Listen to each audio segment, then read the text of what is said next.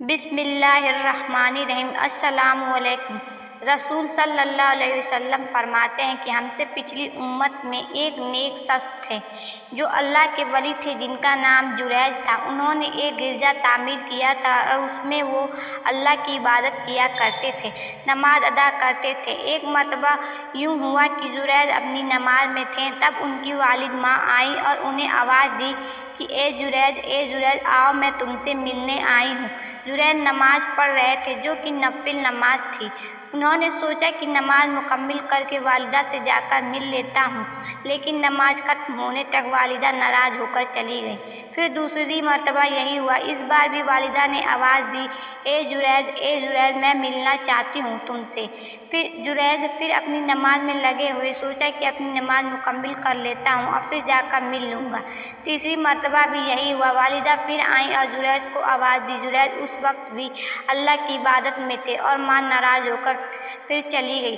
اے جریج، تو طوائفوں کا منہ دیکھے ایسی بددعا دے کر وہاں سے چلی گئی۔ آگے آپ صلی اللہ علیہ وسلم فرماتے ہیں کہ جریج کی جو مقبولیت تھی، ان کی جو عبادت تھی، اس سے لوگ جلتے تھے اور لوگ ویسے ہی جریج پر الزام لگانا چاہتے تھے۔ لہٰذا قوم انہوں نے ایک بری فاحشہ عورت کو تیار کیا جو لوگوں سے منہ کالا کر۔ اس عورت نے جریج کو گرجا کے باہر ایک چرواہا تھا، اس سے اپنا منہ کالا کرتی رہی، جس سے اس کو حمل ٹھہر گیا اور اس سے ایک اولاد ہوئی جو زنا کی تھی۔ جب اس کو ایک اولاد ہوئی تو عورت نے لوگوں سے کہا کہ یہ اولاد جریج کی ہے۔ جب بستی میں یہ بات پتہ چلی تو لوگوں نے آ کر جریج کو بے تحاشا مارنا شروع کر دیا، حتیٰ کہ اس کا گرجا بھی توڑ دیا اور مارتے مارتے اسے بادشاہ وقت کے حکیم کے پاس لے گئے۔ جہاں وہ پوچھا تو جریج نے کہا کہ بتاؤ تو صحیح، کیوں مارتے ہو؟